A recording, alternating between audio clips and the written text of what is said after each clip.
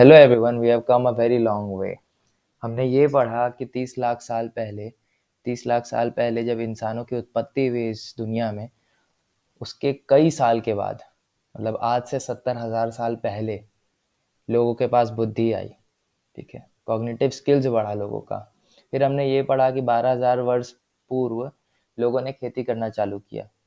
फिर हमने ये पढ़ा कि उसके बाद लोगों ने केव में रहना चालू किया। फिर हमने ये पढ़ा कि उन्होंने शहर बसाया, एक सिविलाइजेशन बनाया, एक व्यवस्था बनाई, सिवेज सिस्टम, बीड्स, खूबसूरती, बेचना, बहुत कुछ के बारे में पढ़ा। अब हम ये समझेंगे कि राज्य कैसे बने। ठीक है, इस चैप्टर में हम ये पढ़ने वाले कि राज्य, राजा और पूर्व गणतंत्र क्या है। ठीक है, कि हमारे पूर्वज के अकॉर्डिंग ये क्या है और हम इसको किस तरह से समझना चाहेंगे। हम्म? तो स्टार्ट करते हैं। मज़ा बहुत आने वाला है। ठीक है, बहुत ऐसी खूबसूरत चीज़ें जानने को मिलेगी जो आपने कभी सुना नहीं होगा, और बहुत सारी ऐसी चीज़ें होंगी जो आपने सुना होगा। तो टॉपिक चालू होता है इलेक्शन डे से। इलेक्शन का दिन रहता है। शंकरन नाम का एक छोटा सा बच्चा उठता है, तो वो देखता है अपने दादा दादी को कि वो लोग कितना एक्साइटेड होकर के रेडी हो रहे हैं वोट देने के लिए। ठीक है, उसको समझ में नहीं आता है कि उसके ग्रैंड पेरेंट्स इतना ज़्यादा एक्साइटेड क्यों हैं। तो वो पूछता है अपने दादा से कि आप लोग इतना ज़्यादा खुश क्यों हो, इतना ज़्यादा इम्पेशेंट क्यों हो। तो उसके दादाजी कहते हैं कि आज ही वो दिन है जब हम अपने राजा को चुनते हैं। ठीक है, जैसे इलेक्शन होता है मोदी जी। हम्म? अब चलो, how some man become rulers. अब हम पढ़ेंगे एग्जैक्टली कि कैसे क्या हुआ, राज्य कैसे चला, राजा कैसे चुने गए। क्योंकि पहले तो हमने ये पढ़ा था कि जब भी ज़रूरत पड़ती थी युद्ध की तो राजा चुना जाता था बेस्ड ऑन स्किल्स, और युद्ध खत्म तो राजा बिका। ठीक है, पर अब हम पढ़ेंगे कि एग्जैक्ट सभ्यता क्या थी, राजा को चुनने का, राजा बनने का, ये सब के बारे में। तो कैसे लोग रूलर्स बनते थे। चूजिंग लीडर्स और rulers by voting is something that has become common during the last 50 years।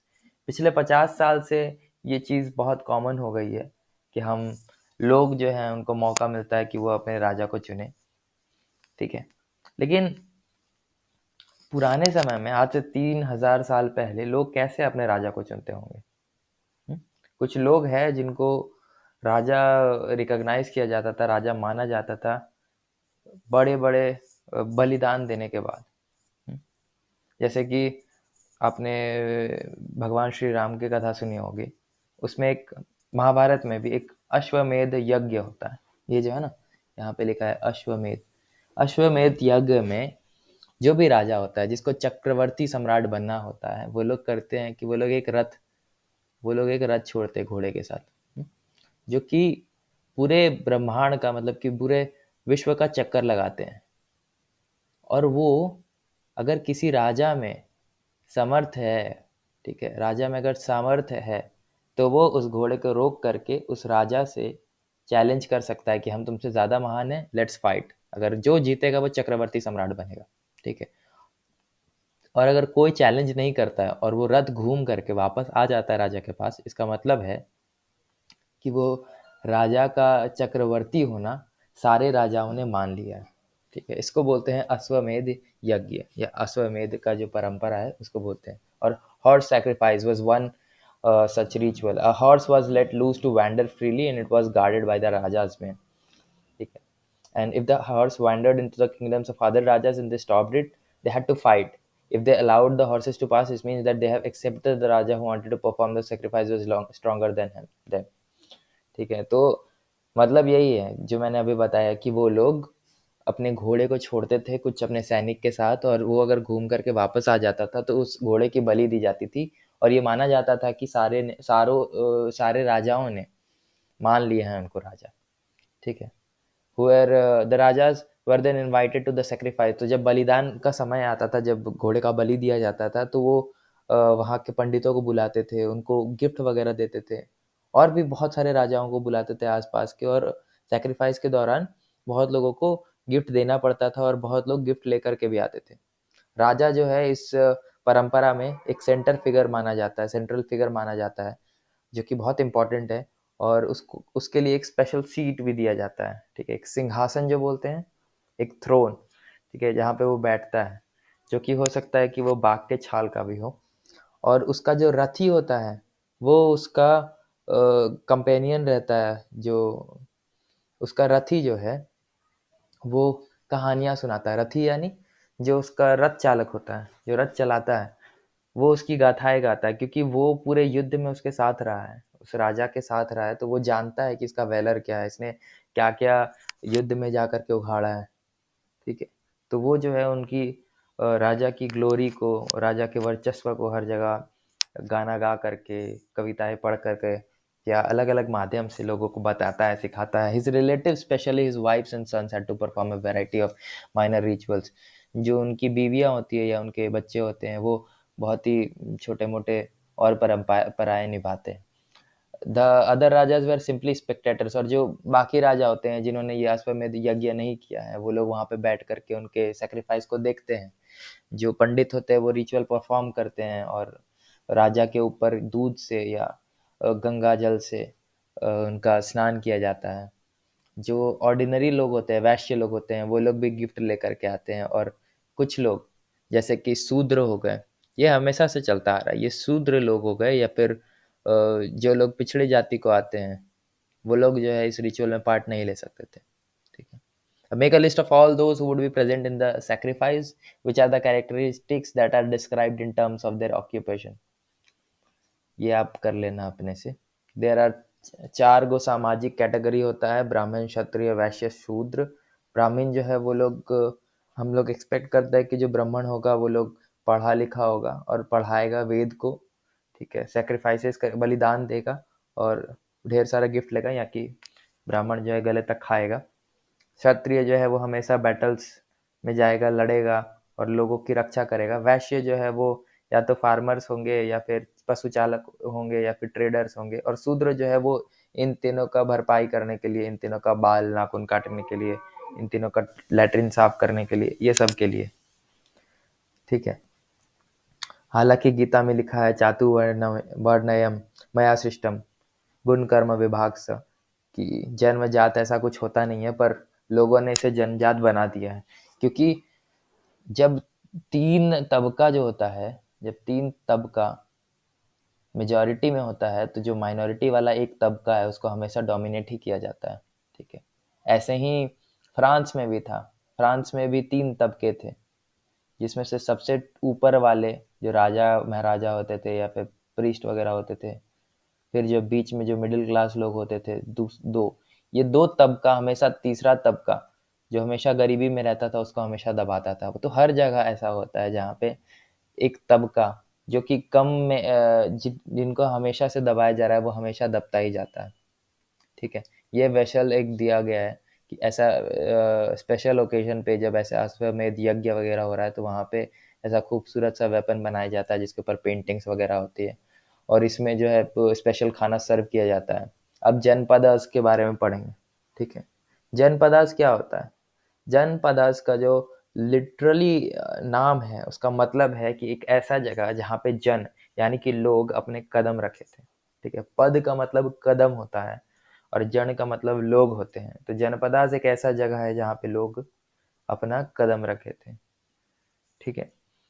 तो जो लोग अश्वमेध यज्ञ करवाते हैं और इतने बड़े-बड़े कुर्बानी और बलिदान देते हैं, वो लोग को उस जनपदास का राजा माना जाता है। मतलब कि वो एरिया का, जैसे अब मैं हज़ारीबाग में रहता हूँ तो यहाँ पे इतने सारे लोग हैं, मतलब ये एक जनपद है, ठीक है? तो यहाँ पे जो आदमी सबसे ज़्यादा कुर्बानी देगा, वो आदमी राजा बन जाएगा। Archaeologist have excavated a number of settlements in this janapadas, ठीक है? तो आर्कियोलॉजिस्ट जो है वो बहुत सारे सेटलमेंट्स देखे हैं, बहुत सारा जनपदास देखे हैं, मतलब कि जैसे कि पुराना किला में है, हस्तिनापुर है मेरठ में। हस्तिनापुर माने कौन सा जगह पता है ना? कुरु राष्ट्र। और फिर ये अतरंजी खेरा है नियर ईटा यूपी में। तो ये सब जगह जो है ये जनपदास है जहाँ पे, मतलब जनपदास माने किंगडम, ठीक है? Janapadas is a kind of kingdom. They found that people lived in herds and kept cattle, that people lived in herds and kept cattle as well as other animals. And they also grew a variety of crops. तो उन्होंने देखा कि ऐसे ऐसे जनपदास में, ठीक है, ऐसे ऐसे जनपदास में लोग हट में रहते थे और पशुचारण करते थे, फिर वो लोग ऐसे क्रॉप्स वगैरह उगाते थे जो कि हमने ऑलरेडी पढ़ चुका है कि वो लोग rice, wheat, barley, pulses, sugar cane, sesame, mustard ये सब उगाते थे। यहाँ पे एक क्रॉप का नाम नहीं दिया जिसका नाम है कॉटन। यही पूछा है। आप और भी जान सकते हो अगर आपने सही से सुना होगा पिछला लेक्चर तो। They made earthen pots. Earthen pots बनाते थे क्यों? एज इन कंटेनर, पानी का कंटेनर, खाना का कंटेनर, ये सब के लिए। फिर some of these were grey in colour. कुछ ग्रे कलर के होते थे, कुछ लाल कलर के होते थे, dependent on the chemical present in that earthen pot. And one special type of pottery found at this sites is known as the painted greyware. तो एक स्पेशल पॉटरी जो है वो ग्रेवेयर पाया जाता था यहाँ पे। As in obvious from the name, this grey pots has painted designs, usually simple lines and geometric patterns. ये एक पेंटेड ग्रेवेयर है जो कि आप देख पा रहे हो ना, ये एक पेंटेड ग्रेवेयर है, स्पेशल टाइप का जो है पॉटरी। महाजनपदास। कुछ जनपदास है, कुछ महाजनपदास है। 2500 साल पहले जनपदास जो है वो बहुत इम्पोर्टेंट थे, और जो इम्पोर्टेंट, बहुत ज़्यादा ही इम्पोर्टेंट जनपदास थे उनको महाजनपदास कहते थे।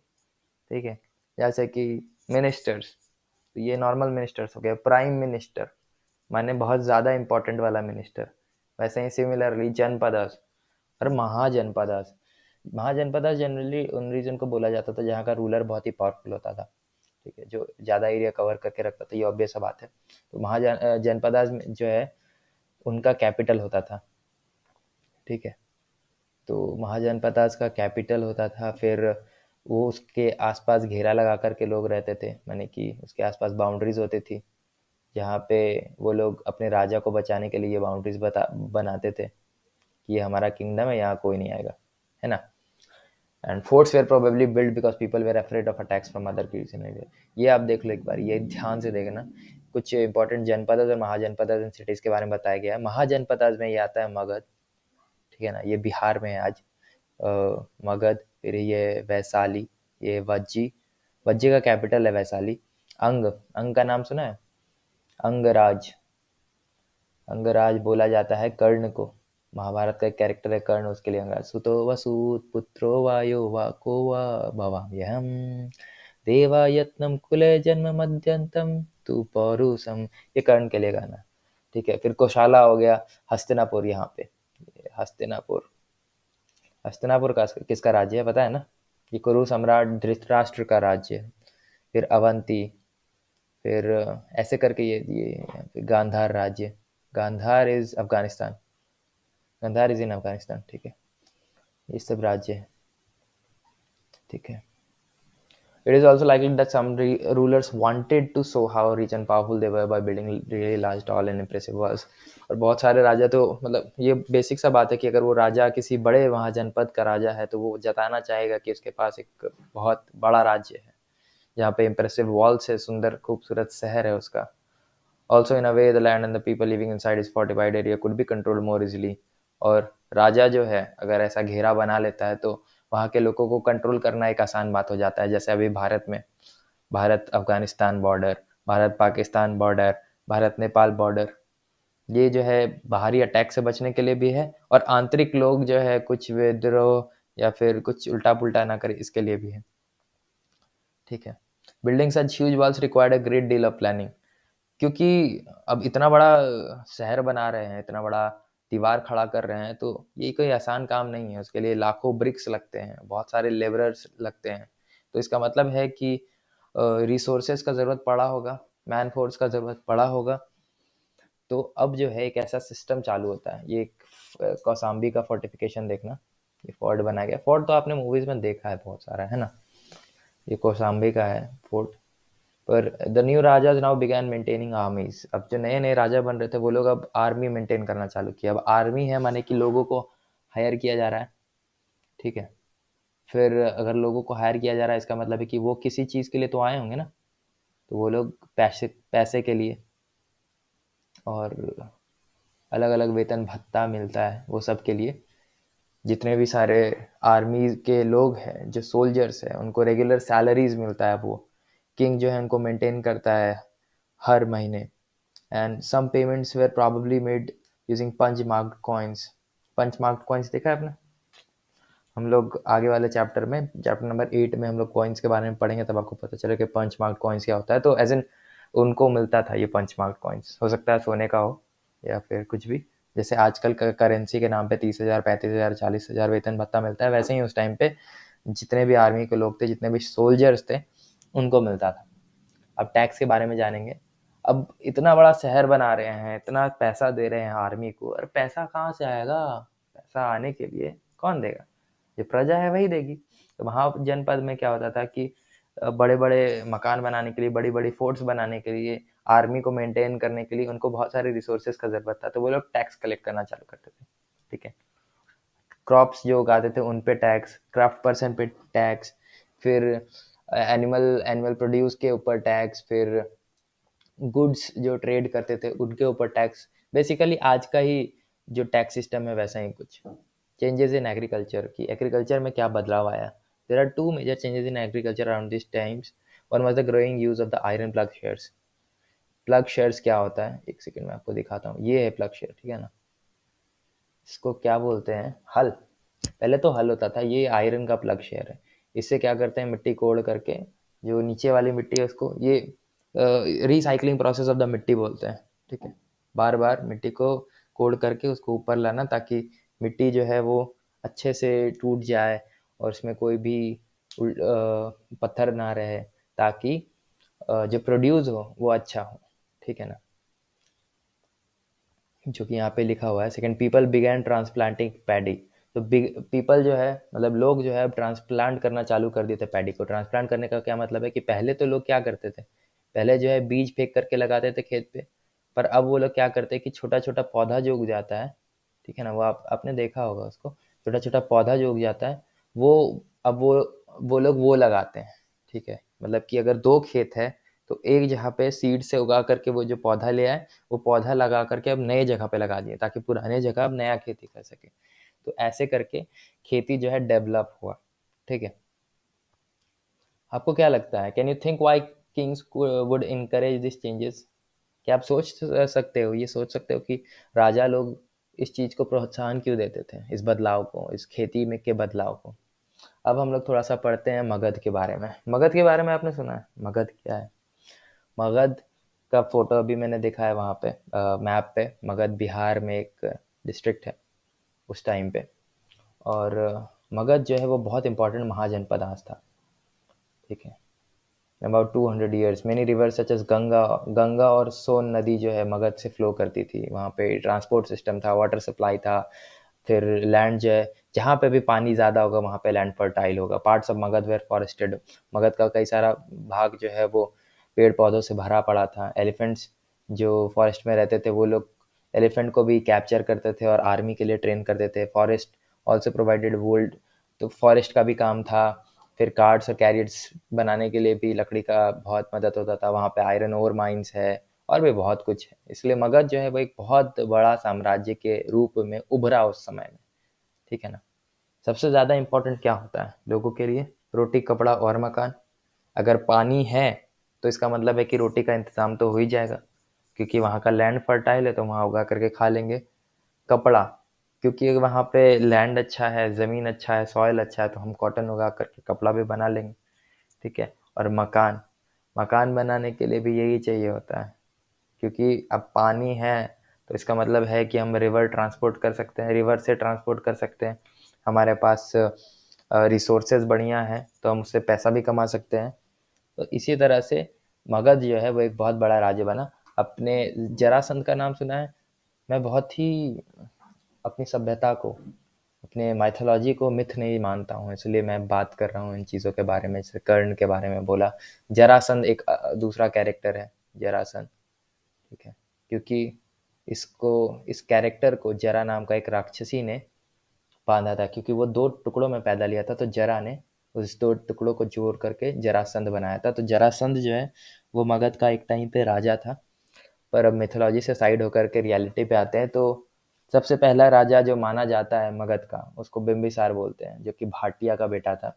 बिम्बिसार 544 बीसी से 413 बीसी तक राज किया, जो कि हरियांका डायनेस्टी को बिलोंग करता था। और उसका बेटा अजातशत्रु, ये दोनों मिल करके ये बहुत सारे जनपदास को कनकर किए, बहुत सारे जनपदास को अपने अधीन किए।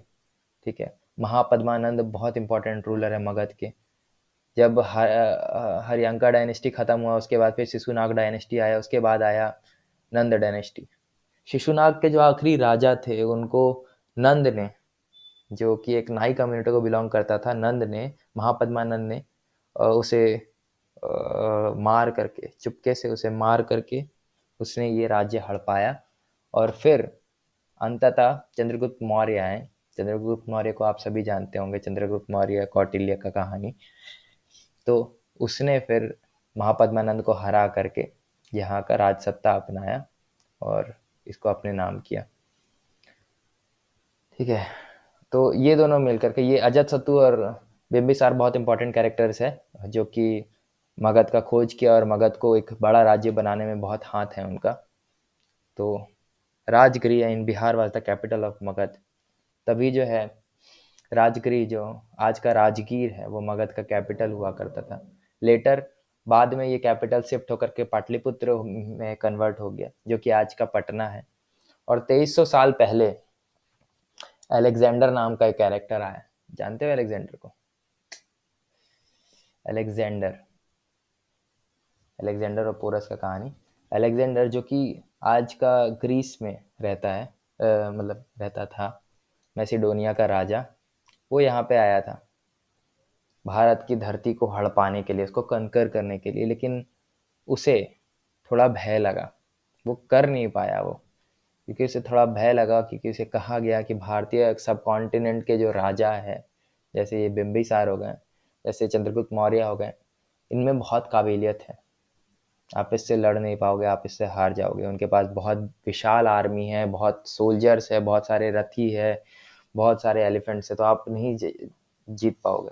तो बाद में अलेक्जेंडर ने कभी कनकर उन्होंने कर नहीं पाया, क्योंकि बाद में चंद्रगुप्त मौर्य ने सेल्यूकस की बेटी, सेल्यूकस अलेक्जेंडर का एक सेनापति था, सेल्यूकस की बेटी हेलेन से, उसने हलीना से शादी कर लिया था। ठीक है, तो अब ये पूछ रहा है कि in what ways were this army is different from those described in the Rigveda. तो ऋग्वेद में जो आर्मी का बात किया जाता है, वो आर्मी तभी डेवलप होती है जब युद्ध होता है। ठीक है, जब युद्ध होता है तो वो आर्मी बनती है, और युद्ध खत्म तो वो आर्मी डिसलॉज्ड। अब हम वाजी की ओर देखते हैं। वाजी जो है वो एक और एम्पायर है, जो कि बिहार का ही है। ठीक है, तो जब मगध जो है वो बहुत ही पावरफुल किंगडम बन गया, तो वाजी और उसका कैपिटल जो वैशाली है, वो लोग दूसरे टाइप का सरकार चलाता था। ठीक है, वो भी एक जनपद में आता है, तो उन लोग का सरकार कुछ अलग था। वहाँ पे गण थे, संघ थे, जहाँ पे लोग आकर के, रूलर्स जो राजा है, वो लोग आकर के बात करते थे, डिस्कस करते थे, रिचुअल्स परफॉर्म करते थे एक साथ, और वो लोग असेंबली में मिल करके एक दूसरे से बात भी करते थे। ठीक है, जैसे कि अगर वो लोग को किसी एनिमी ने अटैक किया है, तो वो लोग साथ मिल करके बात करेंगे कि इसको, इस थ्रेट को दूर कैसे करना है। हालांकि जो दास थे या फिर महिलाएं थी या फिर कमाकर, ये एक नया शब्द है, आपको काम आएगा, कमक्कर्स। कमक्कर जो है वो लोग होते थे जो लोग के पास ज़मीन नहीं है, वो लेबरर्स, वो एग्रीकल्चरल लेबरर्स जिनके पास ज़मीन नहीं है। तो इन तीनों को जो है कभी भी पार्टिसिपेट नहीं करने दिया जाता था इस संघ में। ठीक है, क्योंकि महिलाओं को, दासों को, ये लोग को नीच समझा जाता था, कमज़ोर समझा जाता था। तो बेसिकली जो मगध एम्पायर का जो आउटलुक है, वो महावीर के टाइम से और बुद्ध के टाइम से बहुत ही जुड़ा हुआ है। It is contemporary to that, क्योंकि अर्ली 4th सेंचुरी और 6th सेंचुरी के बीच में बुद्धिज़्म का जन्म हुआ भारत में तभी। तो उस टाइम पे बहुत सारी बातें लिखी गई है मगध और वज्जी के बारे में। तो वज्जी के बारे में एक दीघा निकाय नाम का एक बुक है, बुद्धिस्ट बुक, जिसमें बुद्ध के कहे गए बहुत चीज़ें हैं अबाउट वज्जी, जो कि 2300 साल पहले लिखा गया है। तो एक संदर्भ है अजातशत्रु और वज्जी के बीच में, जिसमें अजातशत्रु जो है वो वज्जी को अटैक करना चाहता था। तो वो जो है अपना एक मिनिस्टर, अपना एक नेता को वसाकर, जिसका नाम वसाकर था, उसने अजातशत्रु ने उसको भेजा बुद्ध के पास, और ये पूछने के लिए कि उसको क्या करना चाहिए इस विषय में, उसको वज्जी को कनकर करना चाहिए या नहीं करना चाहिए। तो बुद्ध जो है उसको पूछते हैं कि वज्जी आज तक तुम्हारे साथ कोई बुरा किया है, कुछ भी? ठीक है, अंततः क्या हुआ वो तो नहीं मालूम, पर ये स्टोरी इतना ही है। Rajas of powerful kingdoms tried to conquer the Sungs. जो पावरफुल किंगडम के जो राजा थे वो लोग चाहते थे कि वो लोग संघ को कनकर करें, माने वो लोग जो है एक चक्रवर्ती सम्राट बनना चाहते थे, जो कि करीबन 1500 साल तक चला और फिर अंततः संघ को कंकर किया गया बाय द गुप्ता रूलर्स, जो कि हम लोग बाद में पढ़ेंगे इन चैप्टर 9। फिलहाल के लिए इतना काफ़ी है। You are peeping through a crack in the walls of the assembly of Vaisali, where a meeting is in progress to discuss ways to deal with an attack. Describe what you might hear. आप बताओ कि अगर आप वैशाली साम्राज्य के एक संघ में आप देख रहे हो और किसी राजा ने उस मगध एम्पायर पे अटैक किया, तो आप बताओ। मतलब मगध एम्पायर ने अगर वैशाली पे अटैक किया और उस संघ में बातचीत चल रही है, तो आप क्या सुनोगे, यही पूछा गया है। ठीक है। राजाज who let the Ashwamedh horse pass through their lands were invited to the sacrifice. ठीक है। The charioteer sprinkled sacred water on the king. Carriers तो नहीं करते थे, प्रीस्ट करते थे, तो ये गलत है। Archaeologist have found places in the settlement of the Jain. सही है, जो अभी बताया वो पुरानी किला में। Pots to store grain were made out of painted greyware. कुछ पॉट्स थे। Many cities in mahajanapadas were. हाँ सही है, महाजनपदस में बहुत सारे शहर थे जो फोर्टिफाइड थे, तो ठीक है। और भी बहुत कुछ है पढ़ने को, तो आप पढ़ सकते हो, नहीं भी पढ़ सकते हो। बाकी फ़िलहाल तो इतना काफ़ी है, और कुछ भी पूछना हो तो कम बैक हियर। बाकी आगे पढ़ते हैं ना, चैप्टर 6, 7, 8, 9, 10, 11, इतना सारा चैप्टर्स बाकी है। Okay, see you, bye.